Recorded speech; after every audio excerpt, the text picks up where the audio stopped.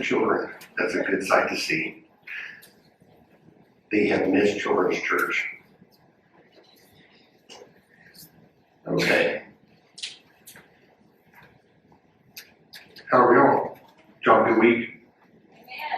It was a good week. It was a part to it seemed longer than the others, but it was a good week. I struggled this week with how to start this sermon because there's a lot going on in the text that I wanted to say, and so I had to narrow it down. But I kept coming back to how to start this, how to get this, everything that needs to be said, kind of get y'all focused in. And it come to me this morning. How many of y'all ever close your eyes and just spend time thinking, and just generally just thinking and going, okay. My son does it this way. I don't remember if I did this when I was little or if he's just odd, but I'm leaning toward more he's odd. But Noah will close his eyes when he gets in houses sometimes, and ours, he'll kind of feel his way around to see if he can make it one side of the room to the other without breaking stuff, or without tipping something over. And he's done this for a couple of years, and so why do you do that? And he goes, I don't know. I just like the way it feels.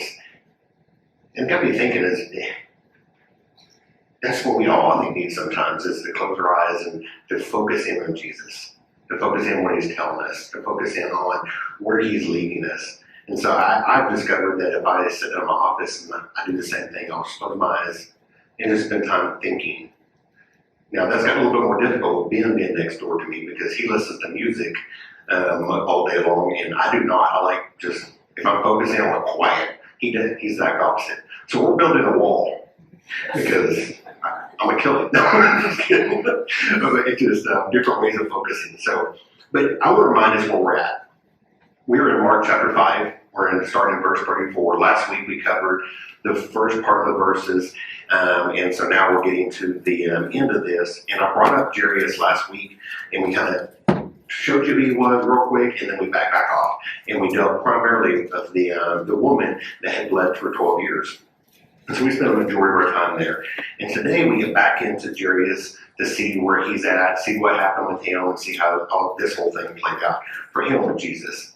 And so if you remember Jairus, Jesus pulled up to the sun, run out of the lake. Jairus jumps up there and says, hey, let me take my daughter. She's sick. I need you to come heal. Please come heal her. She's sick. And so Jesus agrees. And so he takes off with him. Now, we don't know much about what happened. She could be sick because of disease. It may have been a horrible illness. It could have been a horrible accident. We don't know. What we do know is that he was hurting. His wife was hurting. And this was a tragedy that the little girl was sick. And the story reminds us, it should, that in our lives, there will always be moments that we just must deal with some very unexpected, unannounced circumstances that come into our lives. You could be hurting, you could be sick, you could have an accident, who knows? But there's always going to be moments that we must deal with that are just unexpected. And every time, they're always unwelcome. Now, I want to point out, just to make sure we understand that she wasn't just injured. We're at the point of death here with this girl, and he knew it. Her next breath could be her very last. And so in desperation, Jairus goes, I've got to go see Jesus. He's the only one that can solve this problem for us. He's the only one that can heal our daughter. And so I want you to think for a second. I reminded you this last week, I'll remind you again. How did that happen? He had to hear it from somewhere. Someone had to tell Jairus, hey, there's this man named Jesus, and he can do miracles. He can do amazing things. You need to talk to this guy. So he had to hear about Jairus or Jesus somewhere. Now, what we do know is during this process of, hey, Jesus says, I'm going to go with you, he starts falling, what happens? He gets interrupted. Now, I pointed out last week, my priority would have been the kid. I've been saying, we don't have time for this. There's a little kid sick. We need to go deal with the kid. But Jesus didn't. Jesus just puts everything to a halt, turns around, stares at the woman, and deals with her. And so I can imagine Jairus kind of sitting back, going, man, this is not good. You need to hurry up. How many of y'all are waiting people are good at just waiting in line? Anybody good at that? I'm horrible at waiting in line. I mean, absolutely horrible. Like, you can ask my kids, when it comes to time to go to, what's that concert, Winter Jam? Oh my gosh. I hate Winter Jam for one reason. You have to wait in line like 4 or 5 hours to get tickets. I'm not waiting in line to go to a concert. I don't like concerts that much to begin with. Then if you have to wait in line, no. So I got a video that I think will interpret or how Jairus was waiting for our Savior. Oh, I don't know. I hear Sheen's not too good, huh? What's that? It's Greek and it's Irish. Hurry up and order! Excuse me. Thank you. How about a smoothie? What's in that? Smoothie's a juice drink. We want coffee. Buddy, relax. No, you relax. I'm a regular here. This line needs to move. I beg your pardon. Do you have scones? Tall, non-fat, double latte. Sir, you're at the back of the line. I recognize that. Cut it out or you're out of here. You can't kick me out. Oh, you're really invading my ear space? Look, I'm a frequent coffee drinker. I'm part of the club. I have a card. Do you have a card? Do you have a card? Does anyone here have a card? We don't have frequent drinker cards. It's a video club card. Ah! Step in there, Sport is nice. Are we doing this? Oh, Is this happening now? yes, Sorry. let's do it. You're hurting me! You're hurting me! What is wrong with you, Derek? I thought we were friends! My name is Andy! Your name is Liar because you're telling lies! You know what the odds are? I will never come back here again! There's a good chance of that! That's the chance we'll have to take. Okay, I'll tell you when to play it! Okay. I am disappointed!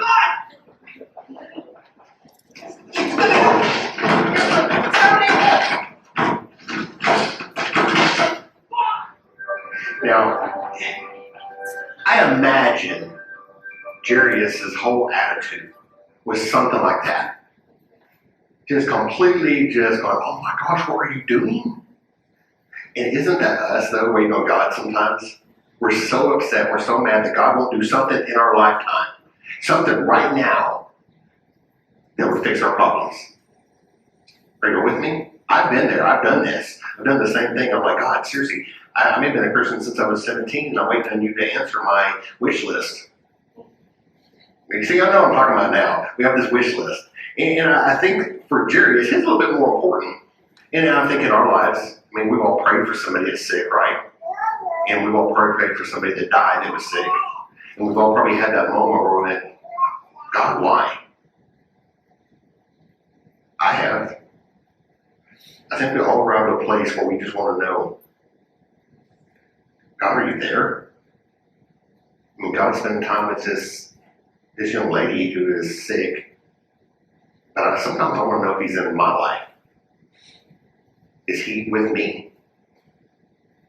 I mean, all these great things are happening to this young lady. And then at the very same time, you look in Mark 5:35, what happens? Jairus gets the message, your daughter's dead. So great things are happening, very sad things are happening. The pain and the loss that fills his heart, I mean, it's got to be overwhelming. I mean, he had his daughter for 12 short years. He enjoyed the life of his beautiful daughter, and that just come to an end. And the delay of God seemed to be the problem. See, Jesus overhears the report, and I love how he handles it. I don't think I would have handled it well when he said it, but because I'm sure I'd be like Jairus here with just having a total just despondency about myself and just sadness where I'm looking going, God, see, I mean, if you would just listen to me.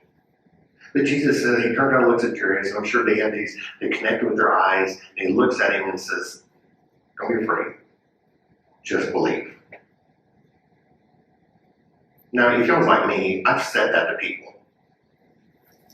Don't be afraid, just believe. Just focus on God in this time of your life.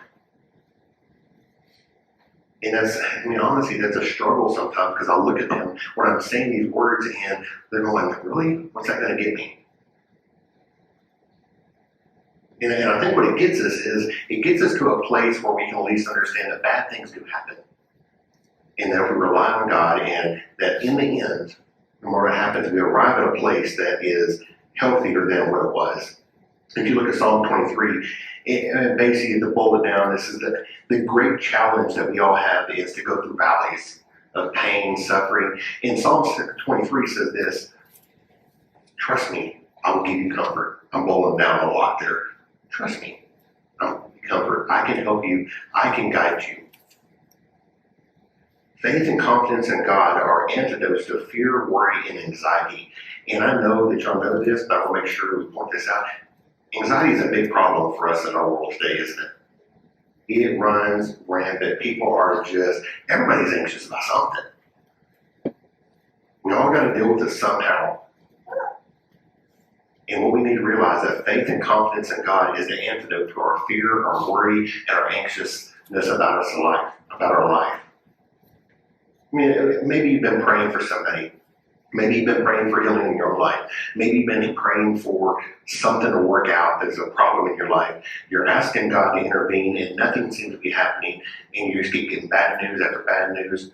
I would just say welcome to 2020 because it just seems like every month is something new. But it just keeps following on. And I think we can, for instance, if you go to a doctor and you get bad news, doctor says, and this happened to me last week, and horrible news, but it's still bad news. I go to the doctor and I quote her, Herman, you're getting old. You now have arthritis in your hips, or your hip. And I'm like, well, good. What does that mean? She goes, it means that you're going to be in for a long road and here's some pills. And then she'll get better a little bit, but it's going to keep progressively getting worse. So I'm like, well, great. So I am old. And she goes, yes, you are. Welcome to the 40s. It's like, oh, great. That honestly wasn't the answer I wanted to hear. What I wanted to hear her to say is, Herman, you got something broken there. We're going to put you on bed rest or something and put you in a cast and we'll call it good. But no, it wasn't that simple. You get arthritis. Now, it's not horrible news. I mean, you can take some pills and inflammation will go down and I'll feel better and all that stuff. And I'll be able to move around somewhat, not as good as I once was. I asked her if I could dunk the ball. And she goes, could you dunk the basketball before? And I said, no. And she goes, then you'll never be able to do it. I said, dang it. Hoping I get some bionic power, but I didn't. But we all arrive at this place where we just know that there's nothing else going to happen. And I think God wants us to realize this. Don't give up. And I see it played out another way is when we tell somebody about Jesus and we go, hey, let me tell you about this Jesus. Let me tell you about God. He can save your soul. And they go, I don't believe in that. I don't want to believe in that. That's stupid. It's fairy tale. And we give up. We walk away and we go, Herman, I did it. I told him that Jesus, I want no part of Jesus. So we move on. And I think what God's saying is in your personal life and in the life of others, when you're trying to do the will of God, don't give up. Keep praying. Keep asking for intervention because God listens. God knows you. I think we need to wait and see what God says about the situations in our life. I think sometimes we could have been Jairus. But imagine if this were played out different for Jairus. Imagine if Jairus would have heard the news, your daughter's dead, and he has and walked off. He would have never got to the end of the verse where it says, the daughter's healed. If you sometimes when we run out in front of God, that's what happens. We miss what God's going to do in our lives. Sometimes we need to step back and just pray. Pray through the circumstance and ask God to intervene and ask God to show us what is coming. And I say that for this reason. I think sometimes we're so focused on what's right in front of us, we fail to realize what God is doing. He's so much bigger than our problems. I've got a quick story for you. This father stood on the ground below, one night this house caught fire and a young boy was forced to the roof. And this father stood on the ground below with outstretched arms and he's calling to his son, jump, I'll catch you. He knew the boy had to jump to save his life and all the boy could see was flame, smoke, and blackness. And as you can imagine, he was afraid to leave the roof. His father kept yelling, jump, I will catch you. But the boy protested, Daddy, I can't see you. And the father replied, but I can see you and that's all that matters. See, faith in God calls us to start with the unseen in our life. Too many times we start with what's seen right in front of us. But we need to start with what's unseen. We don't get to see God. We have questions about, God, are you there? And we need to start right there going, God, I know you're there. I can't see you. I can't see how you're going to make this work, but I know you're going to make it work out for the glory of your kingdom. As people of faith, we don't have all the answers. I've never, do y'all have the answers? If you do, I would love to sit down and talk with you because I don't. I have so many questions with what's going on in the world right now. I have so many thoughts going through my head going, God, people need you so bad right now. I know the answer. I know the answer to the problems of racism. It's God. It's loving people. It's loving God. What I don't know is how people are going to understand that. But then when I think about it, I do know the answer. It's us. We're the answer. Love God, love people. We can make the difference. See, I think we spend so much time being anxious and worried and overthinking things that we're so focused on what's right in front of us that we say, it's just not going to work out. There's just no way it can. I think we get so focused on what the devil wants us to see and hear that we forget God is going, hey, you serve a God that is bigger than anything in this world. Matter of fact, 2 Corinthians 4:18 says, so we don't look for troubles that we can see now. Rather, we fix our gaze on things that cannot be seen. For the things we see now will soon be gone, but the things we cannot see will last forever. See, Jesus hears what's going on, and he ignores what people are saying that can't happen. That's what happened with Jairus. He ignored what the friend said. He looked at me and goes, don't be afraid. Don't be afraid. I've got you. He sees what's going on in the world. He sees what's going on in our life. And guys, he has the last word. He has the last word because he's the author and the finisher of our faith. He is everything. See, I think we need to get back to a place where we allow God to be God. In the midst of Jairus' turmoil, he allowed God to be God. He didn't run off. He turned around instead and looked right at the Savior, and he said, I've got you. Worry about it. We need to remember that God sees us. See, Jairus did a good job of focused on what was unseen. All his friends, everybody around him, they couldn't see it. And I remind you, he was a synagogue ruler. And I remind you what that means is that he should have nothing to do with Jesus. Everybody around him would have said, what are you doing? Do not talk to Jesus. You are an enemy now. But he did, because he knew the hope that was found in Jesus. He allowed God to be God. He didn't give up. When the people around him were saying no, when the people around him were saying she's dead, leave the teacher alone, he didn't. And if we turn to 1 Thessalonians 5:17, it says, pray continually. And I think if you jump back out of the verse for just a second, you look at the big picture there. I think that verse means a little bit more than praying. I think it means don't give up. Pray continually. Don't give up. Keep asking. Keep talking to me. When Jesus told the parable of the persistent widow in Luke 18, what he's doing, he's telling his disciples a parable to show them that they should always pray and never give up. Unless God says 100%, do not be doing this, you should be doing this, you keep praying. You keep asking. You keep talking. You keep pursuing. In Romans 12:12, it says, be joyful in hope, patient in affliction, and faithful in prayer.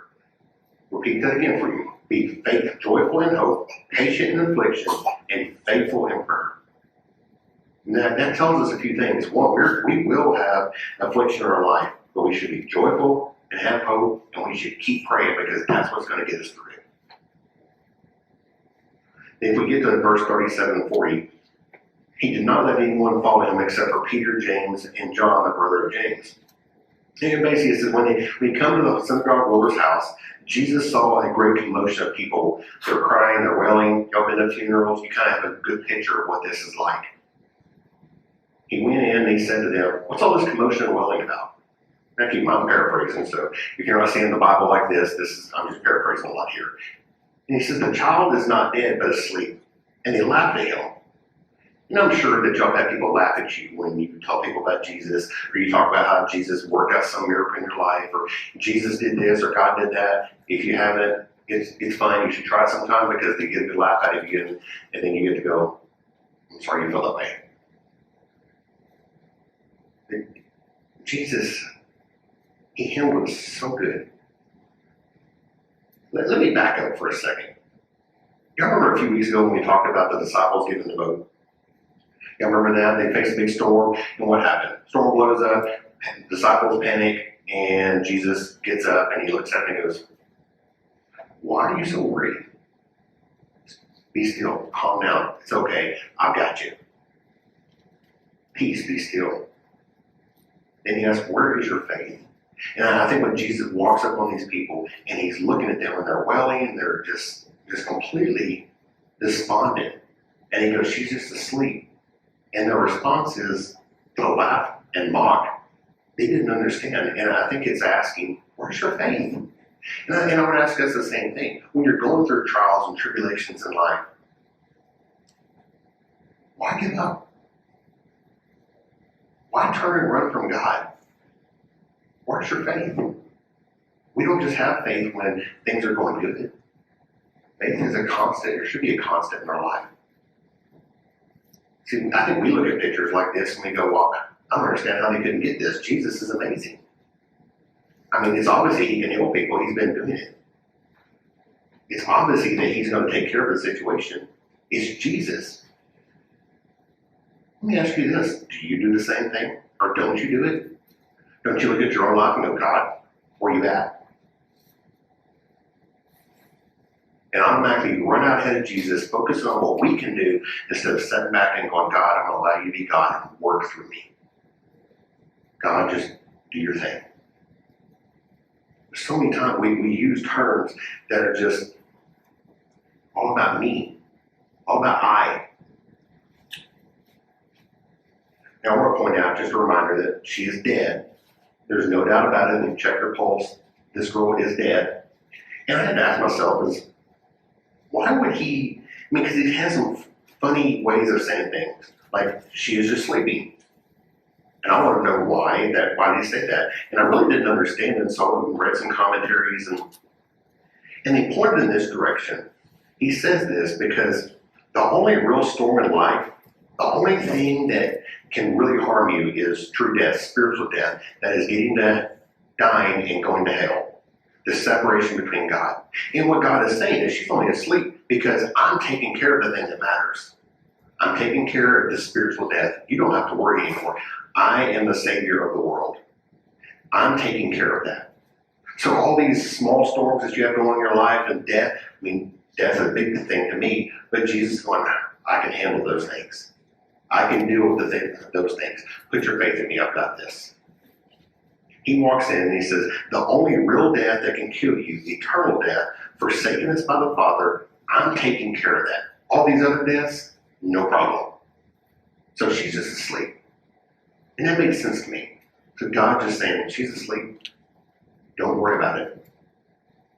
And I think once we understand that, I think when we understand what God's done for you and me, then we get to a place where we can't be bent out of shape when bad things happen to us.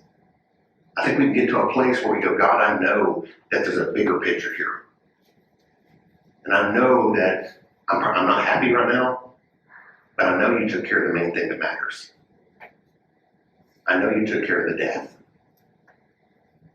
And I think we can get to a place where we go, God, thank you. Because this is trivial, this does not matter. This is not real trouble. Is it, hey, I want you to think about this for a second. What if you get to heaven? You arrive at you're at death's door and he goes, sorry, you didn't make the cut. You're going to hell. Now, that feeling that you get of, oh no, in your stomach is what God took care of that. He said, if you believe in me, you have faith in me, I'm taking care of that. You don't have to worry about that. Don't you feel better? So everything else is fine. We don't have to worry about that. That's a good feeling. That puts things in perspective for me. So when I get frustrated about something, I can just go, you know what? I don't have to worry about hell. I'm okay. I'm good. I'm not separated from God anymore. He just says, trust me, and I'll take care of things. I've taken care of real death. I've taken care of real trouble. I've taken the only disease that can really get you down. I've taken the only death that can really ever take you out. I've taken care of the only storm that can really sink you. Troubles will come, and they're going to go. But if we compare the two, they're not even in trouble at all. So it leads to a place, and if you look at verse 41 to 43, and you have to back up in the text to get the full picture. But how does both these people take advantage of what God is offering? I think we can see it in the first part of the chapter, like I said, in the woman. She comes up and touches him. And so that leads me to the conclusion that God wants more than acknowledgement. He wants more than you said, I believe. I mean, like James says, even demons believe. So we're really not accomplishing a lot at that point. But both these cases, the woman and the Jairus, we see one thing: touch is involved. Because, honestly, Jesus could have, from the shore right there, he said, go home, your daughter's healed, don't worry about it, go on. He could have done that. But instead, he chose to go with him. And he chose to come and sit down beside her. When he sits down beside her, he takes her hand. That's key. He takes her hand. And Mark says, he says, Talitha Koum, and that's Aramaic. And I just want to point out something real quick here because it matters. That's Aramaic. And what Mark is saying is, he's actually speaking to Romans, and so he has to translate that. And so the question you should have is, why does he speak Aramaic when he should be speaking Greek to Romans? Well, it's because it's the way Peter says it. Peter says, hey, let me tell you what took place here. In case you didn't know, just a side bit of information. Mark he's actually taken in part a confession from Peter. And Peter's telling him, hey, all these things happened. Because if you go back to the first of this in verse 35, where he talks about he only took Peter and James and John, he only took certain people with him and he kicked the rest out. And so that's important for this. Because if you're wanting to convince somebody, if you're wanting to trick somebody, you wouldn't break it up and start speaking Aramaic and say, this is good, complete. Hey, I want to speak Greek, that way they can understand it. But he's doing exactly what Jesus did. I want you to hear, hey, how Jesus said it. So if Jesus looks at it, it's a little girl, that's what that means. Little girl. And then it ends up with this. Jesus said, give her something to eat. She is probably hungry. Very odd way to end what just happened. The girl gets up, and go give her something to eat. She's hungry. Two things just don't fit there. But they're actually evidence for us to say, if they were trying to trick somebody, do sleight of hand, they wouldn't have put those things in there because they're kind of just odd placement. But that matters for this. He took her hand. It is so much different because when I read it, when I hear little girl, you know what I hear in my mind is this. If I see a lost girl, I come up to that little girl, where's your mom? Little girl, where's your mommy? And that's a total stranger thing. It's all about just, hey, I don't know who this little girl is, but I want to help her find her mom, and that's all. But when you look into those words, the Aramaic of it, you start getting a better picture. You start getting a picture of this. It's like the mom. How many of you have daughters? I have two boys, and we do not wake them up like you would a daughter. Because when I go to wake them up, I say, get up now. I may pat them on the shoulder, but that's all they're getting. And Melissa, she'll go, boys, it's time to get up. But I think if I had a daughter, I'd wake him up different. I think if I had a daughter, I'd wake him up like Jesus woke up this girl. Sit down beside her and take her hand and say, sweetie, it's time to get up. And I think that's what Jesus is doing here, sweetie. It's time to get up. Your real dad is here. Your real family is here. It's time to wake up and see what's going on. It's not something a stranger would say.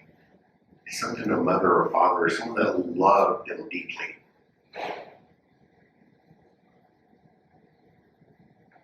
I think when we realize that God is looking at every single one of us,